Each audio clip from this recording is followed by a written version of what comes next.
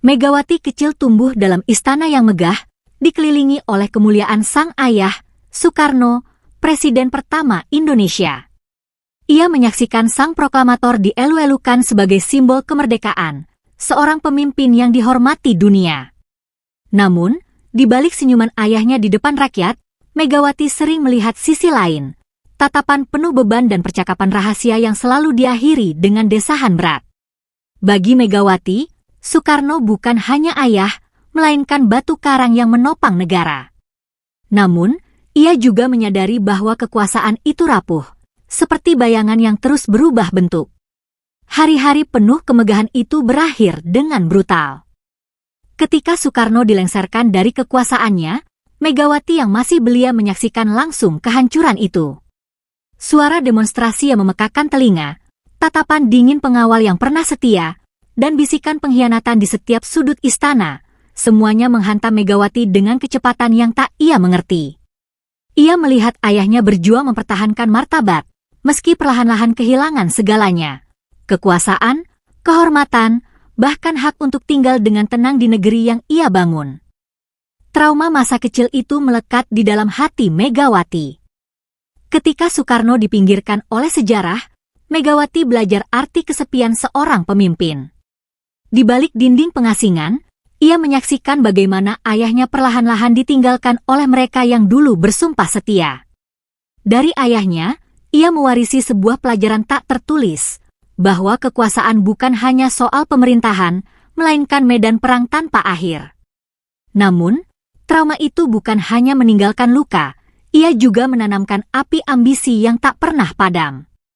Megawati bersumpah untuk melanjutkan perjuangan ayahnya, bukan sekadar untuk menghormatinya, tetapi untuk membuktikan bahwa keluarga Soekarno tak bisa dipadamkan oleh gelombang sejarah. Bagi Megawati, politik bukan lagi sekadar arena, melainkan takdir yang harus ia jalani, meskipun jalan itu penuh dengan duri dan pengkhianatan. Era reformasi datang bak badai yang mengguncang fondasi Orde Baru. Di tengah keruntuhan kekuasaan Soeharto, Megawati berdiri sebagai simbol perlawanan yang tak tergoyahkan. Namanya bergema di jalanan, dipekikan oleh rakyat yang haus akan perubahan. PDIP, partai yang ia pimpin, menjadi mercusuar harapan di tengah kekacauan politik. Megawati bukan hanya penerus nama besar ayahnya, tetapi juga wajah baru perjuangan rakyat yang telah lama terbungkam. Namun, kemenangan itu tidak datang dengan mudah. Di setiap langkah, ia menghadapi tantangan dari sisa-sisa kekuatan lama yang mencoba menyingkirkannya. Ketika akhirnya pemilu 1999 mengukuhkan PDIP sebagai pemenang, Megawati seharusnya melangkah ke kursi kepresidenan. Namun, keputusan Majelis Permusyawaratan Rakyat, MPR, berkata lain. Gus Dur, tokoh pluralis dan pemimpin NU yang karismatik, justru dipilih menjadi presiden. Bagi Megawati, keputusan ini terasa seperti pengkhianatan atas kehendak rakyat. Ia merasa telah dirampas, bukan hanya haknya sebagai pemimpin partai pemenang, tetapi juga kesempatan untuk melanjutkan perjuangan ayahnya di puncak kekuasaan. Awalnya, hubungan Megawati dan Gus Dur penuh rasa hormat. Keduanya adalah simbol era baru politik Indonesia, namun perbedaan karakter dan pandangan segera menciptakan jarak di antara mereka. Gus Dur dengan gaya santainya sering mengambil keputusan yang tak terduga, sementara Megawati, yang lebih kaku dan formal, merasa tersisih dari pusat kekuasaan. Ketegangan memuncak ketika Megawati diangkat menjadi wakil presiden, sebuah kompromi yang bagi dirinya terasa seperti penghinaan. Ia berada di posisi kedua, sementara ia yakin bahwa dirinya lah yang seharusnya memimpin. Megawati perlahan menyadari bahwa reformasi, yang awalnya ia anggap sebagai jalan menuju kejayaan, justru membuka babak baru konflik. Ia harus berhadapan dengan Gus Dur, bukan sebagai sekutu, tetapi sebagai rival. Di tengah gejolak politik yang semakin tak menentu, Megawati mulai merancang strategi untuk merebut kembali apa yang ia anggap sebagai haknya. Dalam perjuangan itu, ia belajar bahwa politik adalah permainan yang tak mengenal belas kasihan, bahkan di antara mereka yang pernah berjalan bersama. Ketika gelombang politik semakin memanas, hubungan Megawati dan Gus Dur mulai retak. Gus Dur, dengan gaya kepemimpinannya yang penuh kejutan, kerap membuat keputusan yang kontroversial. Bagi Megawati, sikap santai Gus Dur dalam menghadapi berbagai krisis politik mencerminkan ketidakseriusan, sesuatu yang bertentangan dengan pandangannya tentang kepemimpinan. Di sisi lain, Gus Dur merasa Megawati terlalu kaku, kurang fleksibel dalam memahami dinamika politik. Ketegangan ini perlahan menjalar dari ruang rapat ke sorotan publik, membuat hubungan keduanya tidak lagi sekadar persoalan pribadi, melainkan pertarungan dua visi kepemimpinan. Puncak konflik terjadi ketika Gus Dur semakin kehilangan dukungan politik di tengah tuduhan penyalahgunaan wewenang. Sidang istimewa MPR menjadi arena pertempuran terakhir bagi Gus Dur, yang akhirnya harus menyerah pada tekanan politik dan turun dari jabatannya. Dalam kekosongan kekuasaan, Megawati maju mengambil alih tampuk kepresidenan. Meski ini adalah momen yang telah lama ia dambakan, kemenangan itu terasa hambar. Ia tidak naik ke puncak melalui kehendak rakyat secara langsung, melainkan melalui krisis politik yang mengorbankan seorang mantan sekutunya. Sebagai presiden, Megawati berusaha menunjukkan bahwa dirinya berbeda dari Gus Dur. Ia mencoba membawa stabilitas yang dianggap hilang selama masa pemerintahan pendahulunya. Namun, bayangan Gus Dur terus menghantui langkahnya. Kritikan dari pendukung Gus Dur yang merasa pemimpin mereka dijatuhkan secara tidak adil semakin menambah tekanan. Megawati merasa bahwa meskipun ia kini memegang kekuasaan, ia belum sepenuhnya mendapatkan pengakuan yang layak sebagai pemimpin yang sah. Hubungan Megawati dan Gus Dur tidak pernah pulih setelah peristiwa itu. Gus Dur, meskipun telah lengser, tetap menjadi simbol perlawanan dan terus melontarkan kritik terhadap kebijakan Megawati. Di sisi lain, Megawati mencoba melupakan luka lama, tetapi rasa bersalah dan kepahitan terus mengintai di setiap langkahnya. Kisah mereka menjadi cerminan pahit bagaimana politik dapat memecah belah dua sosok yang pernah berjalan di jalur perjuangan yang sama, meninggalkan jejak luka yang tak pernah benar-benar sembuh. Megawati tidak pernah menyangka bahwa pengkhianatan terbesar akan datang dari orang terdekatnya. Susilo Bambang Yudhoyono, SBY, seorang jenderal berkarisma yang pernah dipercaya menduduki posisi penting di kabinetnya, diam-diam menyiapkan langkah politik yang mengejutkan. Ketika SBY mendirikan Partai Demokrat dan mengumumkan pencalonannya sebagai presiden, Megawati merasakan pukulan yang tak pernah ia duga. Bagi Megawati, tindakan SBY bukan hanya sebuah ambisi pribadi, tetapi pengkhianatan terhadap kepercayaan yang telah ia berikan. Pemilu 2004 menjadi medan pertempuran yang penuh emosi. Megawati yakin rakyat masih berada di sisinya, tetapi ia tidak dapat mengabaikan popularitas SBY yang semakin menguat. Sosok SBY yang tenang dan cerdas berhasil merebut hati masyarakat, terutama generasi muda yang menginginkan perubahan. Kekalahan Megawati di putaran kedua pemilu tidak hanya membuatnya kehilangan kursi presiden, tetapi juga melukai harga dirinya. Ia merasa dirampas oleh orang yang pernah ia anggap sekutu. Kekalahan itu menjadi peristiwa yang mengubah cara pandangnya terhadap politik dan orang-orang di sekitarnya. Setelah kekalahan itu, hubungan Megawati dan SBY berubah menjadi permusuhan yang tak tersembuhkan. Setiap kebijakan yang diambil SBY sebagai presiden dianggap oleh Megawati sebagai penghinaan terhadap nilai-nilai perjuangan yang ia warisi dari ayahnya. Ia menuduh SBY memperjuangkan politik pencitraan, berbanding terbalik dengan perjuangan rakyat yang ia anut. Dalam pidato-pidatonya, Megawati tidak segan melontarkan kritik tajam, menganggap SBY sebagai simbol oportunisme dalam politik Indonesia. Namun, di balik amarah itu, Megawati juga mulai menyusun strategi baru. Ia sadar bahwa kekuasaan tidak bisa diraih hanya dengan nostalgia masa lalu. Partainya harus diperkuat, dan loyalitas kadernya harus dijaga. Kekalahan ini bukan akhir, melainkan awal dari perang panjang melawan seorang rival yang pernah menjadi bagian dari lingkaran terdekatnya. Meski rasa sakit karena dikhianati masih membekas, Megawati bersumpah untuk tidak pernah membiarkan orang seperti SBY merebut kejayaannya lagi. Ketika Megawati pertama kali mendorong Joko Widodo, Jokowi, menjadi calon presiden dari PDIP, ia melihatnya sebagai harapan baru bagi partai dan bangsa. Jokowi, seorang pemimpin daerah yang sederhana namun visioner, membawa citra segar yang dibutuhkan PDIP untuk merebut hati rakyat. Megawati menganggap Jokowi sebagai perpanjangan dari perjuangannya, seseorang yang akan melanjutkan nilai-nilai yang ia warisi dari Soekarno. Dukungan penuh diberikan, dan dengan pengaruh besar Megawati, Jokowi berhasil melangkah ke kursi presiden. Pada awalnya, hubungan mereka tampak harmonis, seperti guru dan murid yang saling melengkapi. Namun, harmoni itu mulai retak ketika Jokowi menunjukkan independensinya sebagai presiden. Keputusan-keputusan besar yang diambilnya, seperti merombak kabinet tanpa konsultasi mendalam dengan Megawati, dianggap sebagai tanda pembangkangan. Megawati, yang terbiasa menjadi pusat kendali partai, merasa mulai kehilangan pengaruhnya atas Jokowi. Lebih dari itu, ia melihat Jokowi tidak lagi berpegang pada visi yang ia perjuangkan. Bagi Megawati, tindakan Jokowi tidak hanya melukai hubungan personal mereka, tetapi juga mengancam otoritasnya sebagai ketua umum partai. Ketegangan ini memuncak ketika Jokowi mulai membangun jaringan politiknya sendiri, menguatkan hubungan dengan tokoh-tokoh di luar PDIP. Langkah ini dianggap Megawati sebagai upaya untuk melepaskan diri dari bayang-bayang partai yang telah mengangkatnya. Isu-isu internal semakin memanas, dan loyalitas para kader PDIP mulai terpecah antara kubu Megawati dan kubu Jokowi. Konflik ini tidak lagi hanya tentang politik, tetapi juga tentang rasa kepercayaan yang dikhianati. Megawati merasa Jokowi telah melupakan akar perjuangan yang selama ini menopangnya.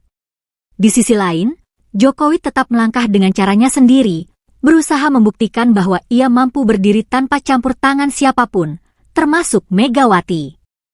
Perbedaan visi ini menciptakan jarak yang tak terjembatani.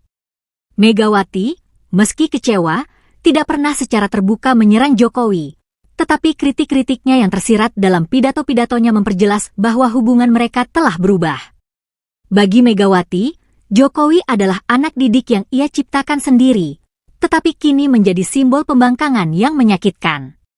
Namun, di balik rasa kecewa itu, Megawati tahu bahwa konflik ini hanyalah awal dari perjuangan baru untuk menjaga kendali atas partainya. Sejak pemilu 2009, hubungan Megawati dan Prabowo telah terjalin dalam ketegangan yang tak terucapkan. Prabowo, yang pernah menjadi menantu Soeharto dan pemimpin Gerindra, selalu menjadi sosok yang kontroversial. Ia memiliki ambisi besar untuk menguasai Indonesia, sebuah ambisi yang tak pernah luput dari pengamatan Megawati. Ketika Prabowo mencalonkan diri sebagai presiden, Megawati melihatnya bukan hanya sebagai pesaing, tetapi sebagai ancaman langsung terhadap warisan ideologi Soekarno yang telah ia perjuangkan seumur hidup. Keduanya, meski memiliki latar belakang yang berbeda, berbagi satu tujuan, kekuasaan, tetapi dengan cara yang sangat berbeda. Namun, rivalitas mereka semakin memanas ketika Prabowo mengorganisir kampanye yang menyentuh emosi rakyat. Dengan pendekatan populis yang mengutamakan kedekatan dengan rakyat, ia berhasil meraih simpati yang luar biasa. Sementara itu, Megawati, meskipun memiliki segudang pengalaman politik, mulai tergerus oleh pesona Prabowo yang lebih segar dan dinamis. Ketegangan memuncak dalam pemilu 2014, ketika Prabowo kembali maju melawan Jokowi, yang saat itu didukung oleh Megawati. Prabowo, yang pernah menjadi bagian dari PDIP dan pendukung Megawati, kini menjadi rival terbesar yang tak hanya bersaing dalam pencapaian politik, tetapi juga dalam merebut hati rakyat. Ketika Prabowo akhirnya berhasil menjadi presiden pada 2019, Megawati merasa bahwa pencapaian tersebut merupakan kemenangan yang tak terelakkan bagi kekuatan politik yang sangat berbeda dari apa yang ia percayai. Megawati melihat dalam diri Prabowo bukan hanya rival, tetapi juga representasi dari kekuatan yang ingin mengubah arah politik Indonesia. Dengan segala intrik yang terjadi di balik layar, Megawati merasakan betapa pertempuran ini tak hanya soal kekuasaan politik, tetapi juga soal mempertahankan ideologi yang ia percaya. Setiap kebijakan yang diambil oleh Prabowo menjadi ancaman langsung bagi cita-cita Soekarno yang ingin ia pertahankan. Namun, meskipun Prabowo kini memimpin, rivalitas mereka tetap hidup. Megawati masih berusaha menjaga pengaruh partai, dan bahkan di dalam bayang-bayang istana, ia terus merancang strategi untuk menghadapi Prabowo dalam pertempuran politik yang tak berkesudahan. Dalam pikirannya, perang ini belum selesai, dan ia tahu bahwa tak ada tempat untuk kalah dalam pertarungan yang melibatkan warisan bangsa. Rivalitas mereka adalah api yang tak akan padam, selamanya membakar dalam lautan intrik politik yang tak terlihat oleh publik, namun mendalam dan penuh makna. Di tengah pergolakan politik yang tak henti, Megawati dihadapkan pada dilema besar. Apakah ia harus terus memegang kendali atas PDIP atau mulai menyerahkan warisan politik keluarga kepada anak-anaknya? Puan Maharani, putri sulungnya, telah lama berada di dunia politik, menduduki berbagai posisi penting di partai dan pemerintahan. Sementara Gibran Rakabuming, anak lelakinya, mulai muncul di pentas politik sebagai calon pemimpin masa depan, terutama setelah terpilih menjadi wali kota Solo. Bagi Megawati, ini bukan hanya soal melanjutkan kekuasaan dalam keluarganya, tetapi juga memastikan bahwa ideologi Soekarno tetap hidup dalam generasi berikutnya. Namun, keputusan ini memperumit hubungan dengan Jokowi dan Prabowo yang sudah memiliki jalur politik mereka sendiri. Puan yang semakin dikenal sebagai politikus handal menjadi figur penting dalam PDIP, tetapi keberadaannya tidak lepas dari bayang-bayang sang ibu. Keberanian Puan untuk melangkah lebih jauh dan mungkin mencalonkan diri dalam pemilu mendatang mulai menyulut ketegangan di dalam partai, terutama ketika beberapa kalangan merasa bahwa Megawati terlalu fokus pada penerus politik keluarganya daripada memperkuat fondasi partai itu sendiri. Di satu sisi, Megawati merasa bangga dengan capaian anak-anaknya, tetapi di sisi lain, ia juga sadar bahwa mewariskan kekuasaan dalam keluarga bisa membuka peluang bagi rival untuk mengkritik mereka sebagai dinasti politik. Namun, hubungan Megawati dengan Jokowi semakin sulit ketika Puan mulai mengambil ruang lebih besar dalam panggung politik. Jokowi, yang sebelumnya didukung penuh oleh Megawati, mulai terlihat tidak senang dengan kemunculan Puan yang semakin menguat, karena ia tahu bahwa ini bisa mengancam posisinya dan kesetiaan partai. Ketegangan semakin meningkat ketika Gibran, sebagai putra Megawati, mulai aktif dalam politik Solo dan berpotensi memperluas pengaruhnya di Jawa Tengah, suatu wilayah yang memiliki kekuatan politik besar. Jokowi dan Megawati tak bisa lagi menyembunyikan perbedaan pandangan mereka tentang masa depan Indonesia, dan Puan serta Gibran menjadi simbol perbedaan tersebut. Bagi Megawati, keputusan untuk menyerahkan tongkat estafet kepada anak-anaknya bukan perkara mudah. Ia harus mengatur strategi dengan hati-hati agar kekuasaan dalam PDIP tetap terjaga. Sementara itu, Prabowo, yang sudah menjadi presiden, mulai melihat potensi ancaman dari keluarga Soekarno yang kembali memasuki percaturan politik. Meskipun Megawati menginginkan anak-anaknya untuk melanjutkan perjuangan, ia juga tahu bahwa setiap langkah mereka akan memengaruhi hubungan dengan Jokowi, Prabowo, dan kekuatan politik lainnya. Di tengah kebingungannya, Megawati semakin yakin bahwa politik keluarga, meskipun membawa harapan baru, juga penuh dengan intrik dan tantangan yang lebih besar daripada yang ia duga. Setelah berjuang keras untuk menguasai kancah politik Indonesia, Megawati mendapati dirinya berdiri di puncak kekuasaan, tetapi dengan rasa sepi yang menggerogoti. Meski masih memegang kendali atas PDIP dan memiliki pengaruh besar di negeri ini, hubungannya dengan hampir semua presiden pasca reformasi semakin memburuk. Ia yang pernah dipuja sebagai penerus Soekarno, kini merasa terasingkan, seolah berada di ruang yang terlalu besar untuknya, dikelilingi oleh teman-teman lama yang telah menjadi rival, serta anak didik yang telah membangkang. Dalam dunia politik yang keras, Megawati mulai merasakan betapa kesendiriannya bukan hanya sekadar emosi, tetapi sebuah kenyataan pahit yang harus diterima. Sebelum ia menyadarinya, hubungan dengan Gus Dur, SBY, Jokowi, dan Prabowo, yang semuanya pernah berada di dalam lingkarannya, telah bergeser menjadi medan pertempuran yang tak terhindarkan. Ketika ia berada di puncak, Megawati merasakan betapa sedikit orang yang benar-benar mengerti dirinya. Setiap pertemuan dengan para mantan sekutu atau rival terasa seperti permainan peran.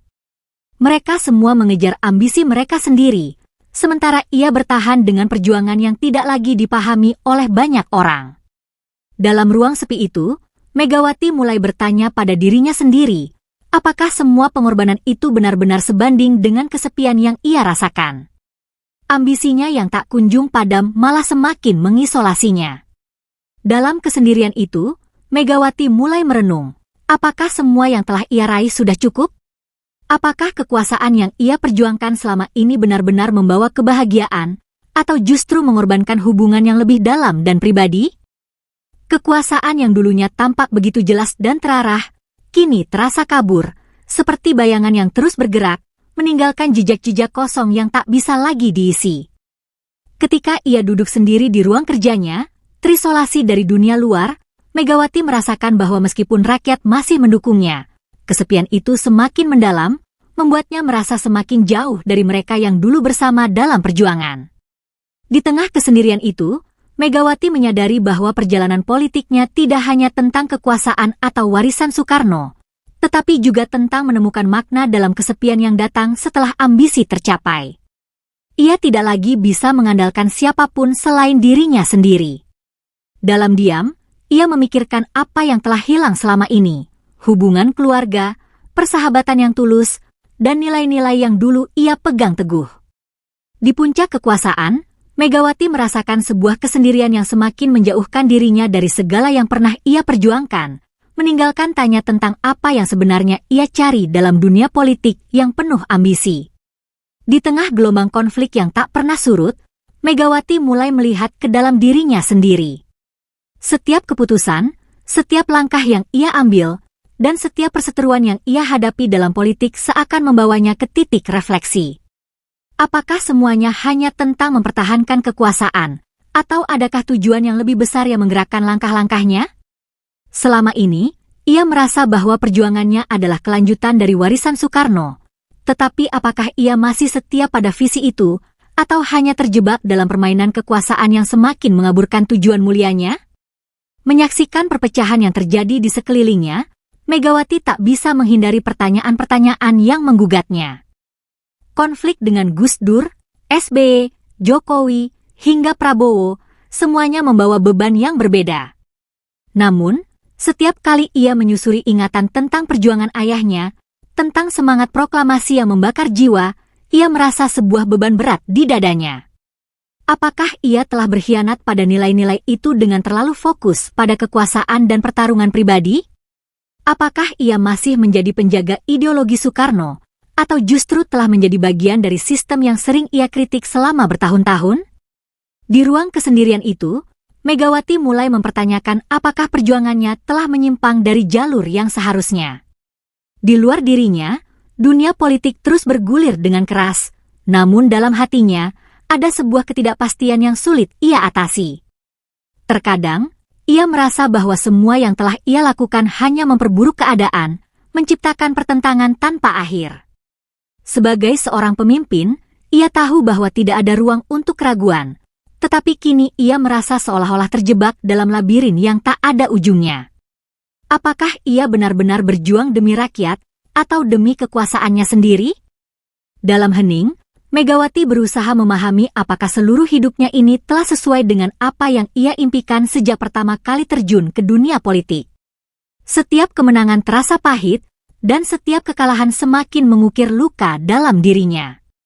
Mungkin, ini saatnya bagi Megawati untuk menerima bahwa politik bukan hanya soal mempertahankan ideologi atau kekuasaan, tetapi juga soal menerima kenyataan bahwa kadang-kadang, perjuangan itu lebih banyak menuntut pengorbanan daripada yang ia kira. Di tengah konflik yang terus bergolak, Megawati akhirnya menyadari bahwa dalam perjalanan panjang ini, ia tak hanya bertarung melawan musuh politik, tetapi juga melawan dirinya sendiri. Saat Megawati memandang masa depan politik Indonesia, ia tidak bisa menepis rasa ketidakpastian yang menghantuinya. Selama ini, setiap langkah yang ia ambil selalu penuh dengan pertarungan dan ambisi. Ia yang pernah menguasai panggung politik dengan penuh percaya diri, kini merasa terjepit dalam pusaran waktu yang terus bergerak maju. Keputusan-keputusan generasi berikutnya, terutama anak-anaknya, akan menentukan arah negara ini, namun ia tak bisa memastikan apakah mereka akan melanjutkan rivalitas yang selama ini membakar, ataukah mereka akan menemukan cara baru untuk menyatukan perpecahan yang telah terjadi. Puan dan Gibran, yang kini semakin mendekati puncak kekuasaan, menghadapi tantangan yang tak kalah besar. Apakah mereka akan mampu mengatasi warisan konflik yang telah membentuk politik Indonesia, atau justru terperangkap dalam pola yang sama? Megawati, meskipun tak ingin menunjukkan keraguannya, merasa bahwa jalan yang ditempuh oleh anak-anaknya bisa jadi penuh dengan jebakan dan godaan yang sama. Ia tidak bisa lagi menyarankan mereka dengan pasti, karena dirinya sendiri telah dikuasai oleh pertanyaan-pertanyaan yang belum terjawab. Mungkin sudah waktunya bagi generasi berikutnya untuk mencari jalan mereka sendiri, meskipun beban warisan sejarah tetap menghantui. Di sisi lain, rivalitas antara keluarga Soekarno dan Prabowo yang tampak tak pernah padam, semakin mempersulit pandangan ke depan. Dalam benaknya, Megawati sering bertanya-tanya apakah perjuangan ini akan selalu terperangkap dalam lingkaran pertempuran yang tak ada ujungnya. Apakah Indonesia akan terus dikuasai oleh pertarungan ambisi pribadi, ataukah ada kemungkinan bagi perdamaian dan kerjasama yang tulus di antara mereka yang pernah berseteru? Kekuatan politik yang kini menguasai negara terasa rapuh, dan masa depan tampak penuh ketidakpastian yang semakin nyata. Akhir cerita ini tetap terbuka, membiarkan pembaca merenung tentang apa yang akan terjadi selanjutnya. Apakah ambisi dan kekuasaan akan terus mendominasi, ataukah sebuah perubahan besar akan terjadi yang memungkinkan Indonesia menemukan jalan baru menuju perdamaian dan kesatuan? Megawati, yang telah menghabiskan seumur hidupnya dalam dunia politik yang keras, menyadari bahwa jawaban atas semua pertanyaan itu tidak akan pernah mudah. Sebuah era baru mungkin akan dimulai, tetapi apakah itu akan menjadi perubahan yang diharapkan atau sekadar kelanjutan dari perjuangan tanpa akhir? Semua itu tergantung pada pilihan-pilihan yang akan dibuat oleh generasi yang datang setelahnya.